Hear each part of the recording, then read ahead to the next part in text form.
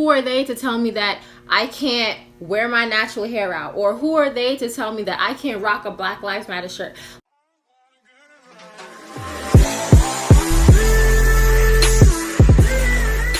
Hey everyone, welcome back to another video, and if you're new to my channel, hi, I'm Nandria. Thank you for stopping by. So as you guys can tell by the title of this video, I will be speaking on my experience as a Black graduate student. And for those of you who don't know, this is my second year as a doctoral student at Florida State University, and even though it has been kind of weird because of COVID and everything, being online my first year, now being in person and kind of just like having the experience of COVID, of online versus in person, I feel like I can talk a bit about my experience being a Black doctoral student. And even if we're getting a bit more specific, one of probably 7 or 8 Black doctoral students in my entire department. So when I think about my experience being a Black doctoral student, I think of 3 things. It's isolating, it's pretty challenging, but it's also very motivating. And I'm gonna talk a bit more about each of these things more in depth, but those are kind of like the 3 big like main idea points that I can use to describe this whole entire experience. I feel like this one is kind of very dependent on what the environment at your school is like. For me, like I said before, I'm one of maybe like 8 Black students in the entire department. Yes, it can be very isolating because my department is psychology as a whole, but then that is split into 5 like sub departments, which is cognitive, social, neuroscience, clinical, and developmental. And in developmental, I am one of 2. So the isolating factor comes in when it's like, when you look around, you're not seeing people who are like you. So all my lab mates are white, my advisor is white, the head of the department is white. So it's like when you're looking for someone to talk about your like personal experience being a Black woman, it's kind of like hard because I'm like, would they understand? Would there be like some kind of microaggression mentioned? And I know it can be very tiring being like the only Black person in the environment that you are, because you kind of feel like there's this pressure to like represent the entire like Black race, you know. Like sometimes I would get questions that are like specified, like it's not directly insinuating that they're asking, do all your people do it, but it's like the way they phrase the question and the way, and specifically what the question is, you can kind of tell. So it's like I sometimes kind of just stay to myself for that same reason, because it's like I feel like the people around me do not truly understand my experiences or like my mindset on certain things. And you know, like especially now with the political climate and social climate that we are in right now regarding like Black Lives Matter and police brutality and all that stuff, it's like I don't know exactly how to approach those situations when it comes to talking to other people in my department that do not identify as Black. But even though that is the case, there are some non-minority students that do advocate for people of color. And yes, in the sense that they do advocate for people of color, so sometimes it's like maybe I can talk to them, but then it's also like, well, sometimes you want people to talk to outside of academia or outside of like the heavy stuff, someone where you want to just like hang out with after school or like just let your hair loose. You know what I'm trying to say? I hope you guys know what I'm trying to say. But it's like it kind of puts you in this bubble where it's like you can either hang out with them in the academic sense or hang out with the personal sense, but you can't really like mix the two. And that's kind of what I say was isolating, because you definitely have to pick and choose how you go about certain topics, certain behaviors. And this kind of plays into the whole what is the term that is like code switching? That's the term that I'm looking for, code switching. Because a lot of times when you get into these environments, you're like, oh, let me like tone down the slang or tone down the colloquialisms. But it's like I try my best to stay true to who I am, even though it's like the people around me may not understand or they may feel a type of way. But it's like, who am I to not be true to myself because of this very white environment that I'm in, you know? So, and I'm not gonna say like this is how I was from the beginning, because definitely from the beginning I toned down my personality a lot. But as I started to like be in the program and see how they are, with an asterisk that my program is very my department, I should say, is very like welcoming to people of different backgrounds, people of different experience, people of different personalities, you know. So they definitely encourage expressing who you are and what you believe in. So I feel like that is kind of what encouraged me to stay true to myself and to maintain my personality. But not all departments and schools in general are like that. So I can understand where it's like sometimes you feel like in the beginning you have to tone it down. But I do believe that with time and like with experience, when you learn like, who are they to tell me that I can't wear my natural hair out? Or who are they to tell me that I can't rock a Black Lives Matter shirt? Like when you start to like understand the environment you're in and how to navigate that environment, your personality will come forth, and then you won't really care about what other people think, because it's like, you know, you made it here. And you know, even if it was to fill a quota, you made it here, so they're gonna have to deal with it. That's kind of like just how I tell myself that if my personality and who I am as a Black woman is either triggering or disrespectful or too much for them, like it's easy for me to step, because at the end of the day, it's like, you're not begging me to be here, I'm not begging you to be here. You know, there are different institutions and different programs that are out there that will create a much better environment for me to like be me. So that definitely came with time. That was like the main point of that whole spiel. It definitely came with time, because in the beginning, like I started the program in like August, and by like October, that's kind of when I came out of my shell, and I'm just like, you know, I'm gonna do it. Like, you guys, I wear my nails, I wear my lashes. Like, this is the first time I've had my natural hair out, but that's because I'm doing my lock journey. But before, like, I used to have a new wig like every 3 weeks or something.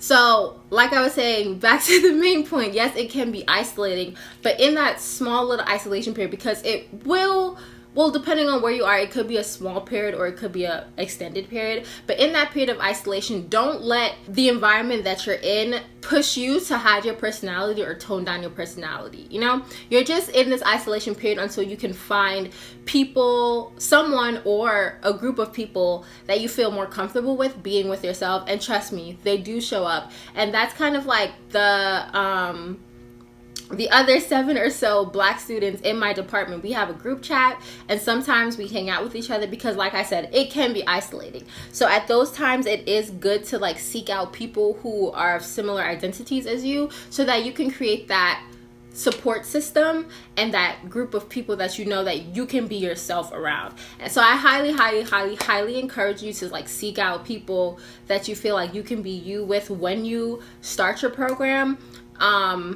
Don't be scared to be like, hey, where are Black groups on campus, or where are LGBTQ plus groups on campus, or where are Hispanic groups on campus? Like, don't be afraid to ask that.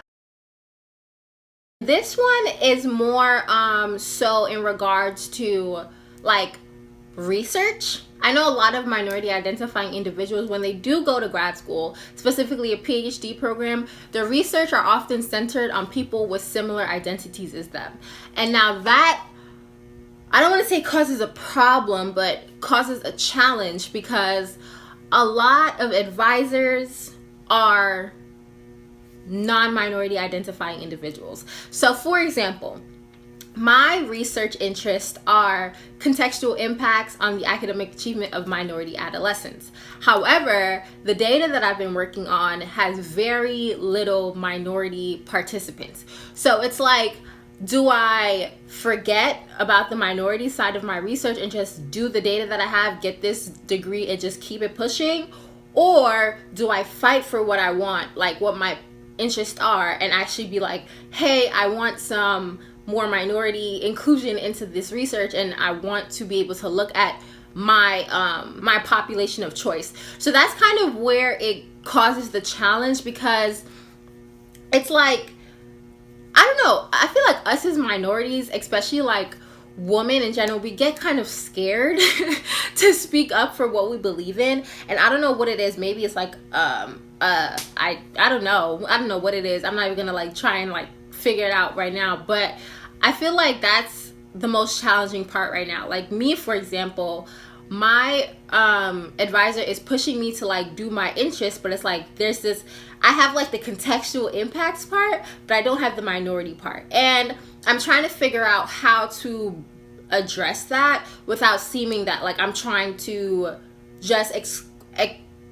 exclude everyone else. You know what I'm saying? So like when it comes to the research and looking at things you actually want to look at, it can pose a challenge, because it's like, how do I express that I want to look at XYZ without coming off like, you know what I'm trying to say? So that is a challenge. And then there is also the personal challenge of growth, because being the only or one of very few people who identify as yourself, it does serve a lot of opportunity for growth, and that growth sometimes will not be pretty. You know, I have spoken to people that have been contemplating dropping out. I have talked to people who have dropped out, and a lot of it is because the resources and kind of like support that the department may offer for minorities are very,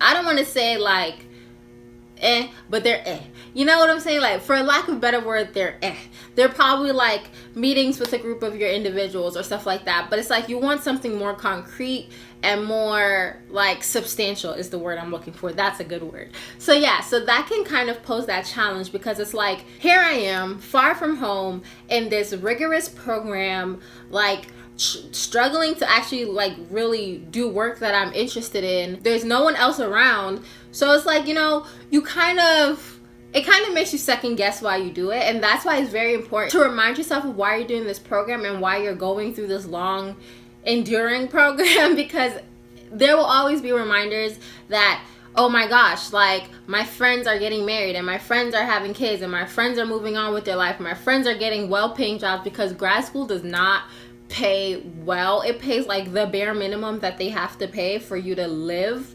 well, I guess. And so it's like all of these things will constantly remind you that you chose a very hard path, and you have to keep staying motivated. And a lot of times you have to motivate yourself, because sometimes family doesn't understand, sometimes friends don't understand, like sometimes significant others don't understand, you know. So it's like, when you're choosing to go down this path, you have to really understand deep in your heart and your mind and your soul, like whether or not this path is right for you and whether or not you as an individual can endure that path. I'm going to give you an example. Me, I moved 900 plus miles away from my friends and my family. And like I said, I'm one of maybe 7 in my department. But then on top of that, the other individuals in my department, they're like at least 4 years older than me. Some of them have families. So it's like that isolating part for me is very prominent, because it's like, what do I have in common with these actual adults with families? And it gets a little challenging, because it's like, dang, my friends are at home, they're having fun, they're going partying, while I'm at home, while I'm here, I should say, reading papers and struggling to write a paper because this is the path that I chose, you know? So a lot of that can definitely be challenging mentally and emotionally, because it's like, why did I put myself through this? But like I said, this is the part where it's like, you have to find what makes you happy and what motivates you and really stick to that. For me, I like food, right? So if I do something good academic wise, I will treat myself to like, let's go try a new restaurant, let's get frozen yogurt, let's, I don't know, do something that I've wanted to do but I haven't done, because younger me would be like, I need someone to go with, but now I'm just like, I don't have anyone to go with, but I'm not gonna like let that stop me. Or also, I really started being invested in the gym, because it's like, physical health is pretty important to me, and it's also very connected to my mental health, because like if I physically feel my mental will definitely go out the window. So I've also become invested in going to the gym consistently, and also with that, eating healthily, except for those days off where I go try a restaurant and go pig out. But it's like, that's basically just an example of what I was saying. Like, you have to find, the challenge in it is finding how to be happy with the decision you make and how to be happy by yourself, because there will be a period where you have to be by yourself. And it's not just saying like cut everybody off. No, not at all, because a lot of times you do need people, but it's just like sometimes people will not be able to be there for you in the way that you need them to be there for you. So, and this is the hard truth, you have to be there for yourself.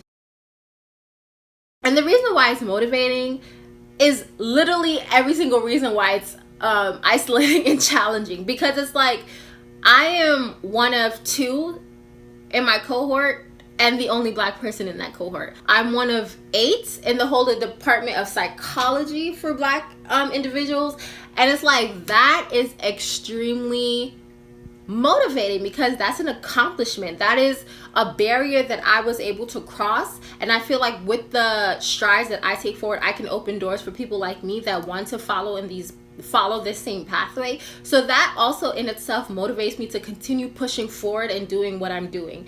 And then also on top of that, it's like my end goal, my career goal. That's also what kind of motivates me, because I'm like, if I can reach this small barrier, the next barrier is going to be nothing but a hurdle. So it's kind of like the saying that God gives his toughest battles to his strongest soldiers. I believe that's the saying, because it's like you've overcome so many things that you didn't think that you would overcome, and that has put you in such a great position right now to be, for me example, to be a 20 am I 21? I'm almost 22. My birthday's in 2 months. But to be a 21-year-old doctoral student who's going to have their PhD by 25, that's like something not a lot of people can say, you know? So that in itself motivates me to keep pushing and to keep going on.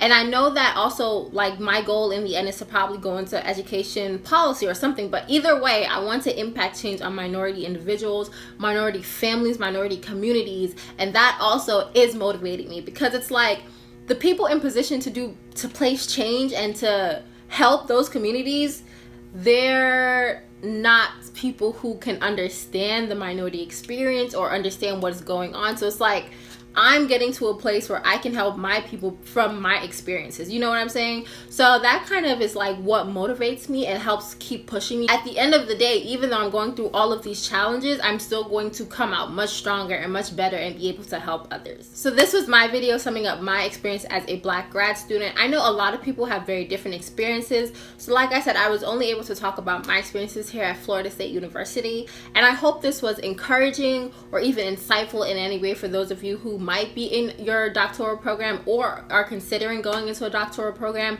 If you guys have any questions on my experience currently as a doctoral student, please comment them down below. Hit that thumbs up button, and I'll see you in the next video.